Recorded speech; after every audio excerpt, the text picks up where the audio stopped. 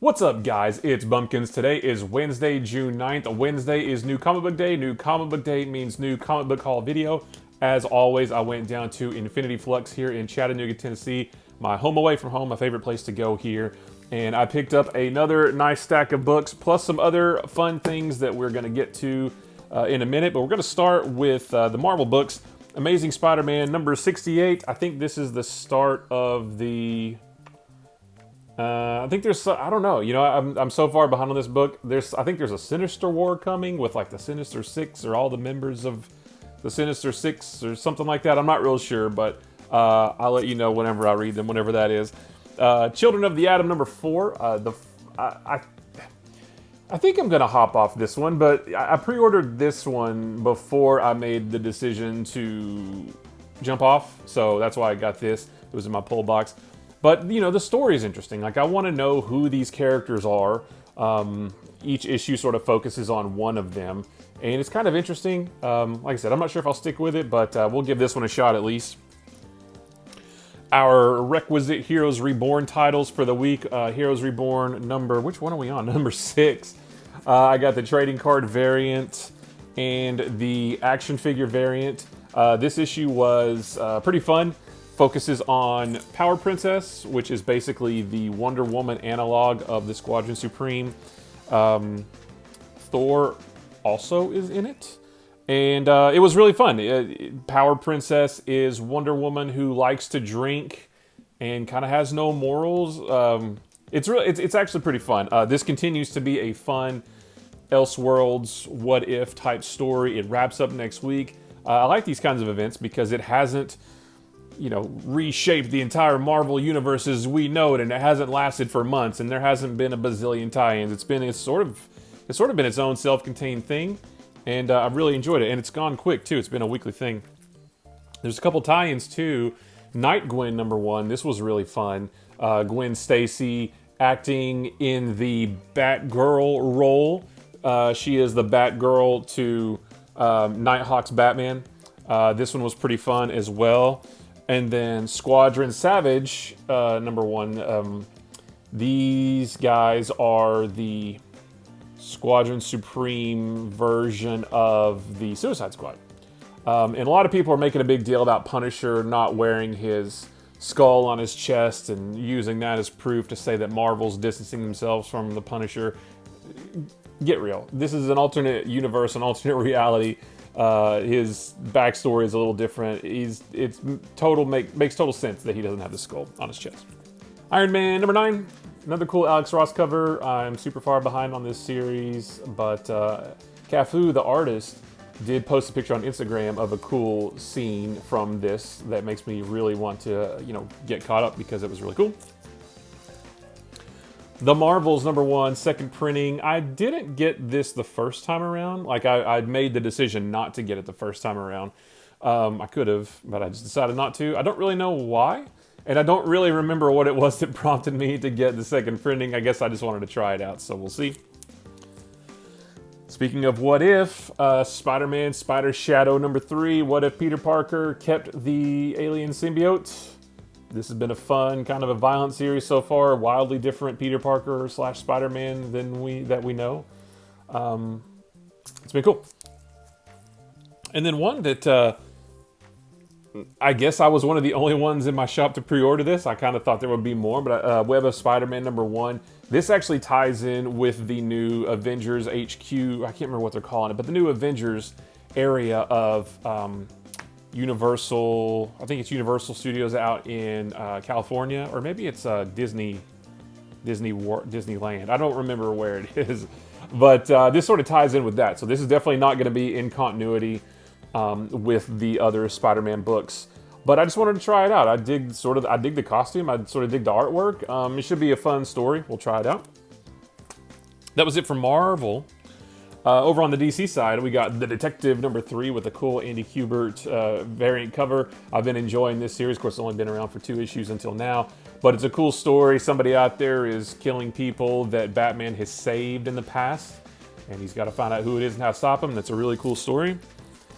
Batman Urban Legends number 4, another anthology book. I don't know that I've read the other ones yet. Big shocker. but I wanted to get this one as well. Sweet variant cover there. Detective Comics 1037, the Lee Bermejo variant. I just picked up 1036 the other day because I think I missed it somehow. But Dan Mora artwork. I don't know why I haven't caught up on this yet, but I've got them on for when I'm ready for that. Future State Gotham #2. I haven't read the first one yet either, but this one is sort of... I like the variant cover on this one for starters, but the interior of this, it's black and white. It looks very manga-esque, and I kind of think it looks neat, so I'm excited to jump on that one. And then the Joker #4, I haven't read this one either. I'm saving this one for when I catch up on all the Tiny and Batman stuff, on the Tom Taylor Nightwing stuff, Future State Gotham, Detective, all that stuff. So this is going to be... I'm going to have one big catch-up marathon with all the recent Batman stuff, and this is going to be one of them.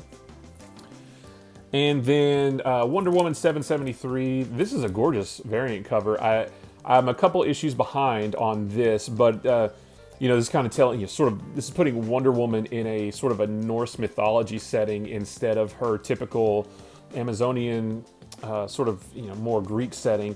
And it's interesting. So I think this issue wraps up that story arc, so it'll be interesting to see where the story goes from there. Kind of a light Image day, but I did pick up Ant #12. So this is actually a continuation of Ant from Image Comics from, I want to say, the 90s. I think I read it a little bit back then. I don't remember. It's been so long, and I'm old and have a bad memory.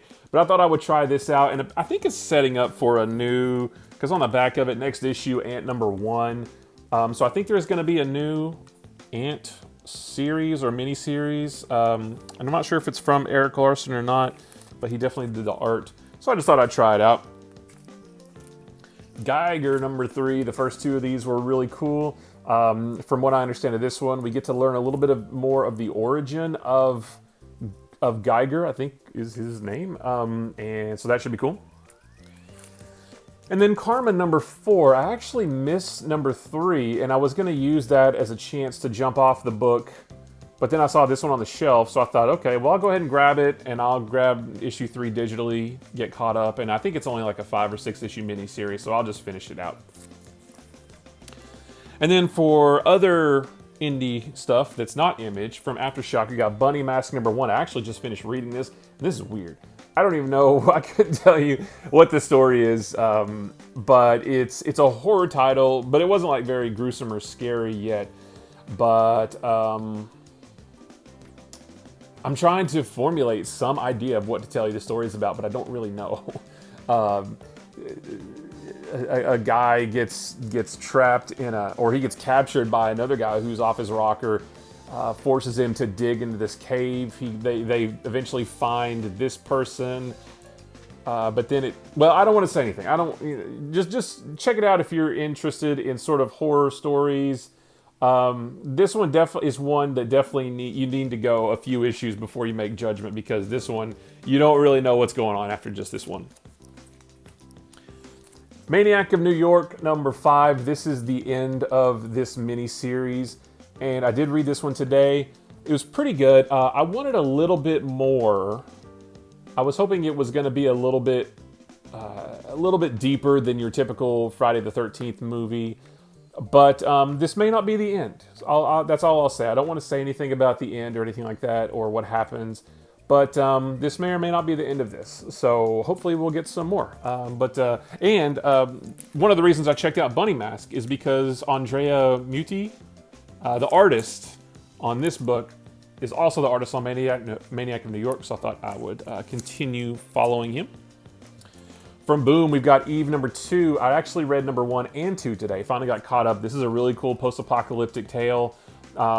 Eve is an 11-year-old. She's got this sort of robot teddy bear that's sort of gonna try to help her save the world, I guess. It looks like each issue we're gonna get a little bit more of her backstory. It was really cool. I really like this one, and the art's great too. Proctor Valley Road #4. I have read the first 3. I'm getting a little bit confused as to what's going on. I may actually have to go back and read the 3rd one again before I read this one, but I am enjoying it, and I like the art as well. The art's great. Wind, number 7. I haven't read any of this. I do have the hardcover for the first 5, and then number 6 in the single, and then here's number 7 to go with it. God of War Fallen God, number 4. I think this is the last one, but I might be wrong. But basically, this supposedly is telling the tale of what happens to Kratos between the last God of War. I want to say it was God of War 3, like on the PS3, and then God of War for the PS4. I've read the first 3. I don't really see, like, it hasn't made that leap yet, so I don't know how it's going to get there or when, but I'm going to keep going with it. The Secret Land, number 1 from Dark Horse. I haven't read this one yet. I just picked it up today. I actually don't remember what the story's about, but whatever it is, it was interesting enough at the time to make me want to pick it up. I think it's like set in like World War II era, and I think she's like undercover with the Nazis or something like that, but I don't remember. It's probably better than what I'm making it sound like. So I thought I'd try it out and see. And then one that I thought that I missed that maybe, I thought it came out a week or 2 ago, but it just came out today. Rabid World, number 1 from Scout Comics. I don't have too many Scout Comics yet, but I'm liking what I've gotten so far. And it looks to be another sort of post-apocalyptic, maybe zombie tale, but I'm not too sure. But again, when I did hear what it was about, it sounded interesting. I pre-ordered it, and here it is. We'll give it a shot. So that is all the today or yesterday releases, but I did get a couple other things too. Well, those are, let me say, those are all of the single issues, but I did get a couple other things. I looked through the dollar bins and found Batman Shadow of the Bat number 0. I have the first 12 of these, and then some under random, like number 35 or something. So I had to get number 0 to go with that run. I picked up the trade paperback of e-ratic. I passed on this every time I saw it on the shelf because I thought it tied into another series that I hadn't read, but I was wrong. I think it's just its own thing, and I keep seeing it. I keep hearing about it. A lot of people like it. Some people don't. I thought I would try it out for myself. I want to say this collects like 5 issues, but it sounds really cool. It sounds like it's right up my alley, sort of a Spider-Man-esque take, but different. He can only use his powers 10 minutes at a time. I don't know. That sounds interesting enough. It sounds like it's right up my alley, so I'm definitely going to try that. I picked up Batman Earth 1 Volume 3, the hardcover. I have enjoyed the first 2. Jeff Johns, Gary Frank, the Geiger team, but they were the Batman Earth 1 team before that. Also have had a run on Action Comics, that kind of thing. Batman Earth 1 is sort of not a retelling, but an alternate version of Batman's early days. Not an alternate Earth kind of thing, just its own thing. It's its own story that's not tied up in the canon of everything else. So the first 2 are pretty cool, and here is the new one. And then last, but certainly not least, I picked up the Spider-Gwen Omnibus. I haven't read too much Spider-Gwen just on her own. I have read a few issues of the series, I think from 2015. And obviously, you know her from the Spider-Verse movie. I read about her in all of the Spider-Verse crossovers from the books. And then when I saw that this was all getting collected, a bunch of different Spider-Gwen stories all at once, I figured I would get it as well. And I had to go for the Todd McFarlane tribute cover because that is super cool. So that is it, guys. Another awesome Wednesday of new books. That is it for today. So if you enjoyed this video or any of the other videos on my channel, maybe consider hitting the subscribe button. If you like this video, give it a thumbs up. If you didn't like this video, give it a sarcastic thumbs up. If nothing else, leave me a comment down below. Let me know what you picked up this week. Are you on the Heroes Reborn train and have been enjoying that? Did you get any omnibuses, any dollar issue stuff, indies, whatever it is? Just let me know what you picked up. I love comic books. I could talk about them with a room full of people or just to a camera. Guys, remember, comic books are supposed to be fun. They are just another great form of storytelling. Like what you like, let everyone else like what they like. If you like something that someone else doesn't, that's okay. If someone likes something that you don't, it won't hurt you.